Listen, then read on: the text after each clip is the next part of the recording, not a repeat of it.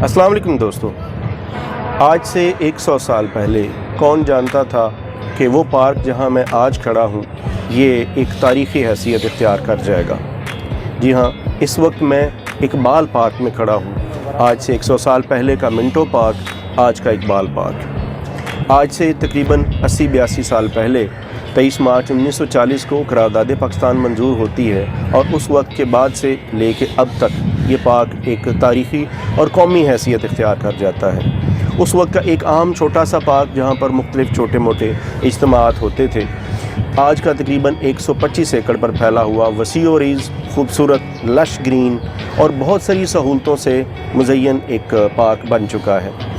इस पार्क की ख़ास बात यह है कि ना सिर्फ ये कि इसमें आपको बहुत सारी झीलें मिलेंगी, आपको इसमें बहुत सारे ग्रीन फील्ड्स मिलेंगे, खूबसूरती मिलेगी, बल्कि ये एक ऐसा पार्क है जिसके इर्द गिर्द आपको बहुत सारी तारीख़ी इमारत भी मिलेंगी। वो कौन सी तारीख़ी इमारत हैं और इसमें कौन कौन सी ऐसी अट्रैक्शंस हैं आपके लिए, आपकी फ़ैमिली के लिए या आपके टूर्स के लिए, वो मैं आपको इसकी डिटेल्स में जाकर बताता हूँ।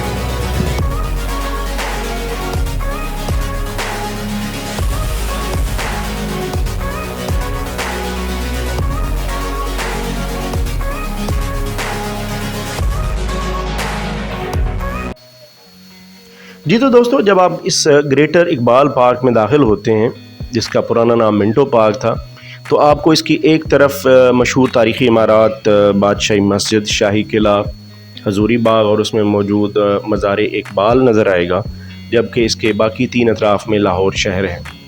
पार्क के अंदर कई तरह की आपको इमारत और इसकी इंस्टॉलेशंस मिलेंगी। मसलन इसमें मीनार पाकिस्तान मौजूद है, एक नेशनल हिस्ट्री म्यूज़ियम जो नया बना है।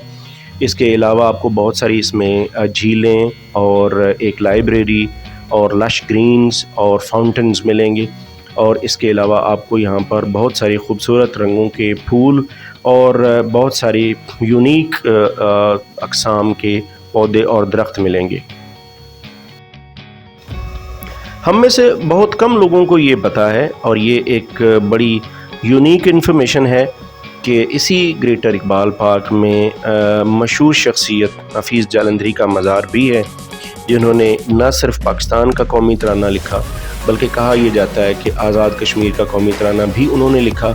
इनका मज़ार भी यहीं मौजूद है, और ये मज़ार भी अपनी आर्किटेक्चर और अपने जो तारीख़ी अहमियत है उसकी वजह से एक बड़ी अहम हैसियत रखता है।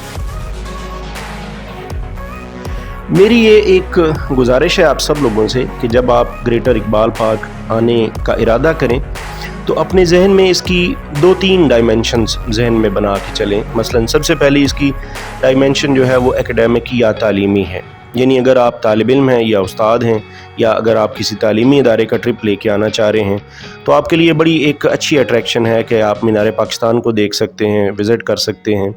इसके अलावा इसमें रिसेंटली बनाया हुआ पाकिस्तान हिस्ट्री म्यूज़ियम है, जो अपनी तर्ज का अभी तक का वाहिद म्यूज़ियम है, जिसे हम डिजिटल म्यूज़ियम भी कह सकते हैं। तहरीक पाकिस्तान के बहुत सारी जो अखबारात और इसके अलावा तारीख़ी खतूत, अल्लामा इकबाल कायद आज़म और तहरीक पाकिस्तान के बहुत सारी शख्सियात के ज़ेर इस्तेमाल चीज़ें और तकरीबन 60-70 साल की तारीख़ की बहुत सारी जो कदीम और बड़ी तारीख़ी अहमियत की हामिल चीज़ें वो आपको यहाँ पर मिलेंगी। इसके अलावा यहाँ पर आपको एक थिएटर मिलेगा और एक बहुत ही फैसिनेटिंग किस्म का माहौल मिलेगा।